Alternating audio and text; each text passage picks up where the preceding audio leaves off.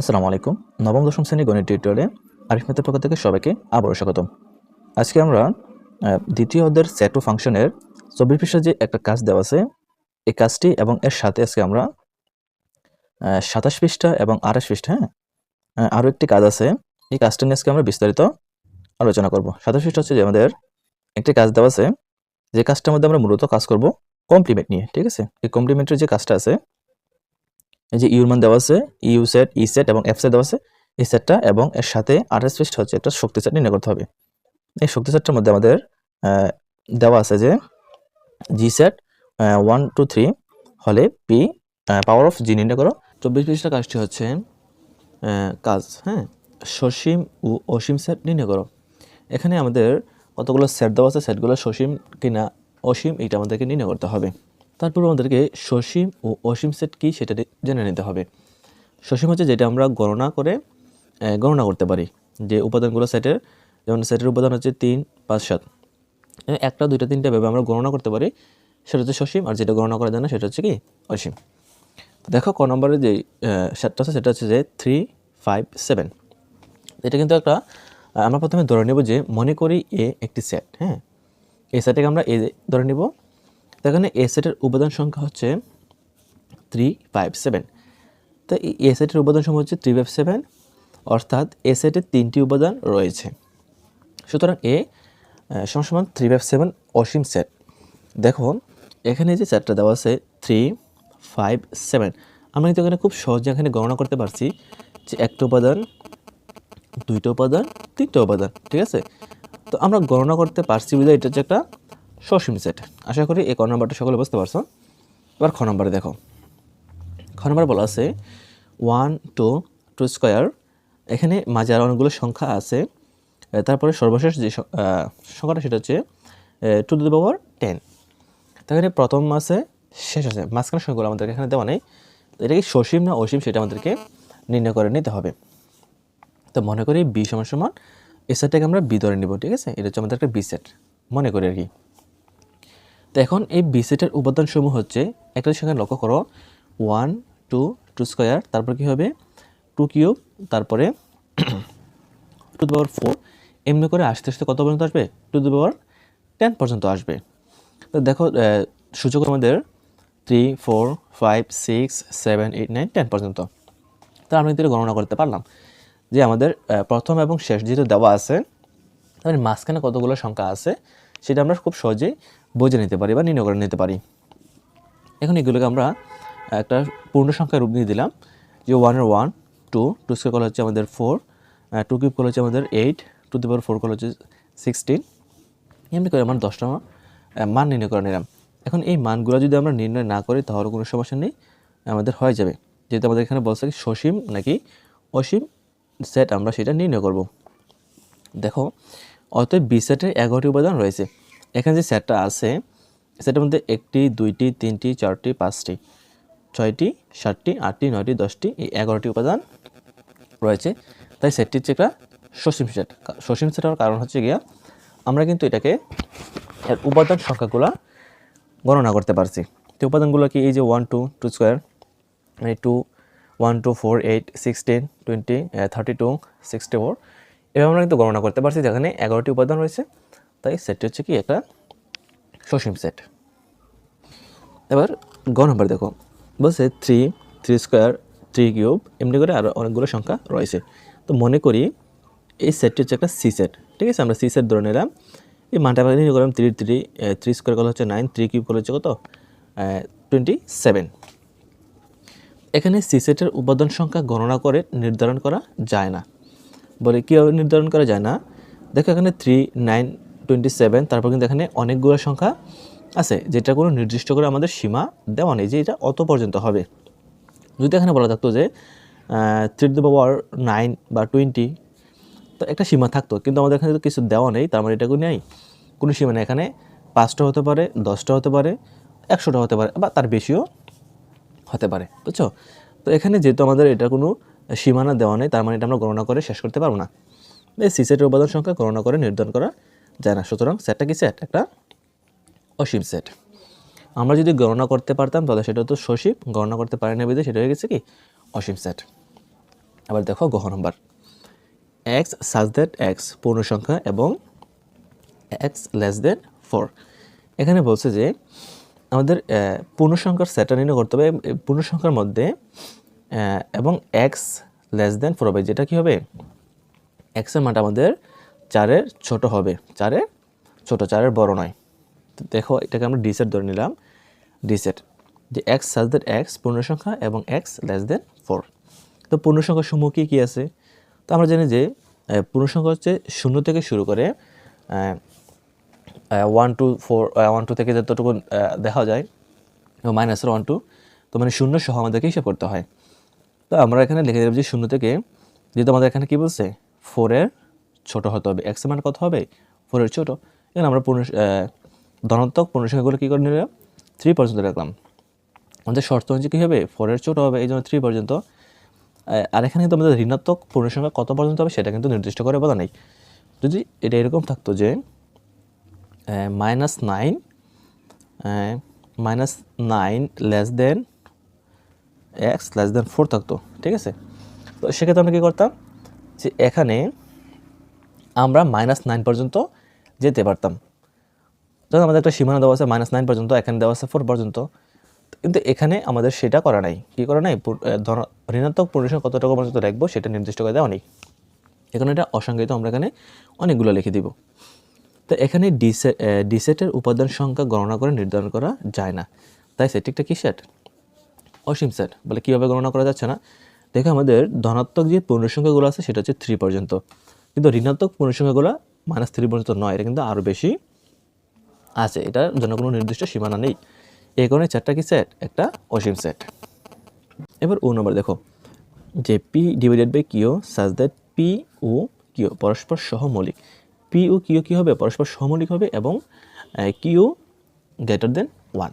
আচ্ছা, তো এটাকে আমরা কিউ সেট ধরে নিলাম, মনে করি কিউ সেট। হ্যাঁ, তো এখানে কিউ সেটের উপাদানসমূহ হচ্ছে সকল মূলদ সংখ্যা। এই যে আমরা কিউ সেটটা এখানে দেখতেছি, এই সম্পূর্ণটা হচ্ছে একটা কিউ সেট, ঠিক আছে। এই কিউ সেটটা হচ্ছে যে এই কিউ সেটের উপাদানগুলো কি হচ্ছে? সকল মূলদ সংখ্যা। অর্থাৎ কিউ সেটের উপাদান গণনা করে নির্ধারণ করা যায় না। যে মূলদ সংখ্যার যে উপাদানগুলো থাকে সেই উপাদানগুলো নির্দিষ্ট করে গণনা করা যায় না। আর ঠিক এই কারণে আমাদের এই কিউ সেটটি একটা কি অসীম সেট, কারণ এটা নির্ধারণ করা যাচ্ছে না। এবং সর্বশেষ 6 নম্বর যেটা আছে, Y such that Y belongs to N এবং Y square less than 100 less than Y cube. আচ্ছা, এখানে একটা জিনিস বোঝার আছে যে Y belongs to N, N দ্বারা আমরা কী বুঝি?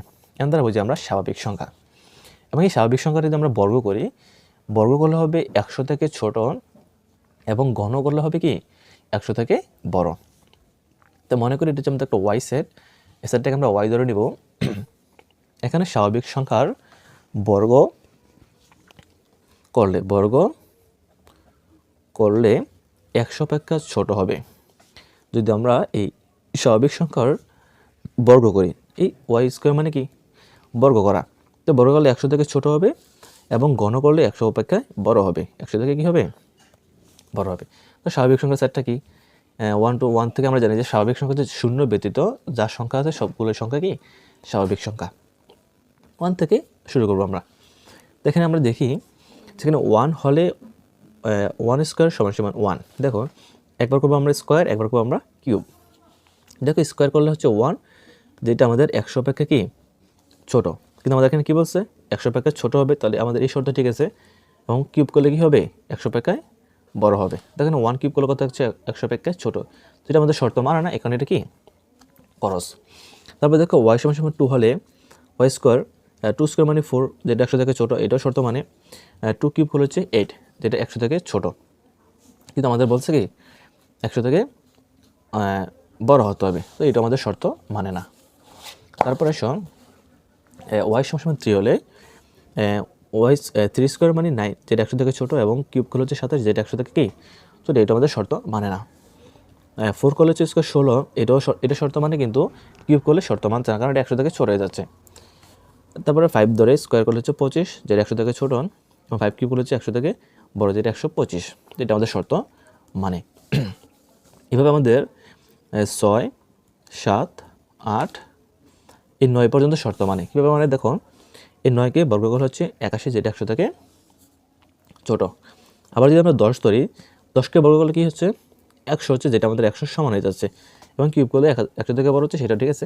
কিন্তু এখানে দেখো আমাদের শর্ত কী ছিল, আমাদের শর্তটা ছিল যে আমি যদি বর্গ করি তাহলে 100 থেকে ছোট হবে, সমানও বলে নাই, বড় বলে নেই, কী বলছে, ছোট বলছে।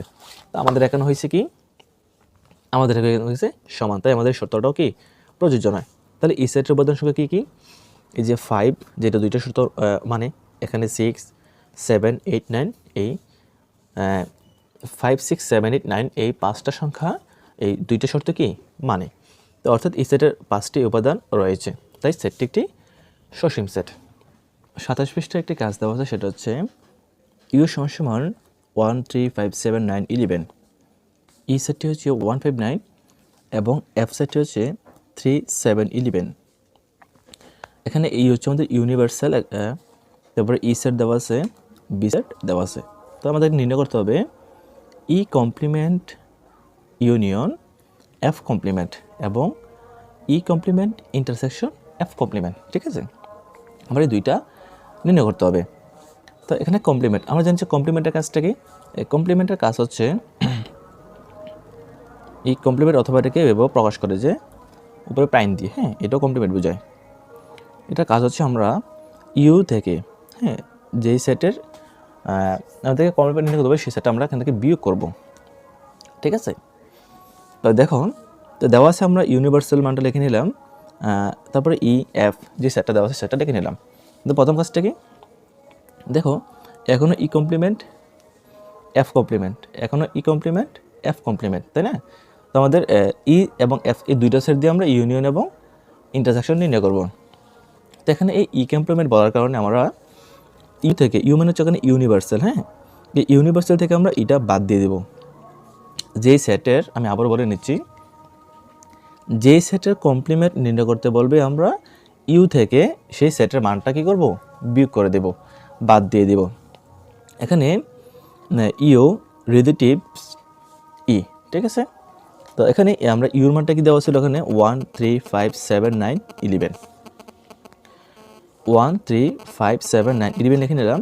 ই সেটের মান হচ্ছে 159, 159। তো এই রিলেটিভসের কাজটা হচ্ছে যে বিয়োগ করা, ঠিক আছে।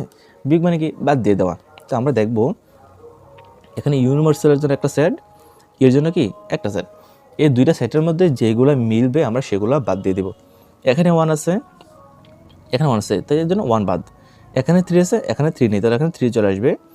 এখানে 5 আছে, এখানে 5 আছে, তাহলে 5 বাদ। এখানে 7 আছে, এখানে 7 নেই, তাহলে 7 আসবে।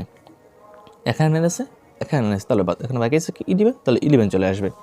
কথা বোঝা গেছে, যে এই দুইটা সেটের মধ্য থেকে যেগুলো মিলবে আমরা সচরাচর বিয়োগ করি কীভাবে, যে দেখো যদি 2, 2, 9 এরকম থাকে, আর যদি বলে যে 1, 2, 9, হ্যাঁ, একটু যদি লক্ষ্য করো, যদি এটা বিয়োগ করতে, তাহলে আমরা কী করি, নর্মালি বিয়োগ হিসাব করো, 9 মিলে গেছে 0, 2 দিয়ে মিলে গেছে 0, 1 আছে 2 হবে 1 করে, তাই না। তো এইটা মনে করো ঠিক এরকম, যেটা যেটা মিলবে এটা বাদ, আর যেগুলো মিলবে না এটা এখানে বসবে। তার বসো এফ কমপ্লিমেন্ট, তাহলে ইউ রিলেটিভ এফ, ঠিক আছে। তো এখানে ইউ হচ্ছে আমাদের ইউনিভার্সাল মান কি 1, 3, 5, 7, 9, 11, হ্যাঁ, রিলেটিভস। আর এফ এর মান কি, এফ সেটের মান হচ্ছে 3, 7, 11। তো এখানে দেখো 3, 7, 11, 3, 7, 11 এখানে আছে, তার বাকি আছে কি 159, 159। তোমরা এটাকে যেহেতু এফ কমপ্লিমেন্ট বলছে, মানে কমপ্লিমেন্ট মানে হচ্ছে পূরক সেট আর কি, হ্যাঁ, তো তাহলে ইউ মাইনাস এফ এভাবেও দেখতে পারো, কোনো সমস্যা নেই, দুইটাই সঠিক হবে। তাহলে আমরা ই কমপ্লিমেন্টের মান পেলাম 3, 7, 11, আর এফ কমপ্লিমেন্টের মান পেলাম 159। তো দেখো আমাদের প্রথম কী করতে হবে, এই দুইটা সেটের মানে পুরো কমপ্লিমেন্ট সেটের একবার ইউনিয়ন একবার ইন্টারসেকশন। তো প্রথমে আমরা ইউনিয়নটা করে নিচ্ছি। দেখো E complement union F complement. তো ই কমপ্লিমেন্টের মান এখন পেয়েছিলাম 3, 7, 11, না 3, 7, 11, এফ কমপ্লিমেন্ট পেয়েছিলাম 159, 159। ইউনিয়ন কি, ইউনিয়ন কাজ হচ্ছে কমন আনকমন সবগুলোই আসবে, কিন্তু একটা দুইবার নয়। তো এই দুইটা সেট একত্র করে ফেলবো আমরা, হ্যাঁ, একত্র করলে যে মানটা হয় সেইটা আমরা এখানে লিখবো। আমরা প্রথমে ছোটো থেকে শুরু করি। দেখো এখানে 1 আছে, 1 3 5 7 9 11। এই ইউনিয়নের কাজ হচ্ছে কমন এবং আনকমন সবগুলো মানে এখানে আসবে, ঠিক আছে। এক প্রকার যোগের মতো বলতে পারো যে আমরা যোগ করলে যেরকম একত্রে হয়ে যায়, তো ইউনিয়নটা হচ্ছে ঠিক সেরকম, যে দুইটা সেটের মানে আমরা একত্রে করে ফেলবো। তারপর সে ইন্টারসেকশনের কাজ, E complement intersection F complement. আচ্ছা, তাহলে ই কমপ্লিমেন্ট মানে এখানে 3 7 11, ইন্টারসেকশন এফ কমপ্লিমেন্টের মান 1 5 9।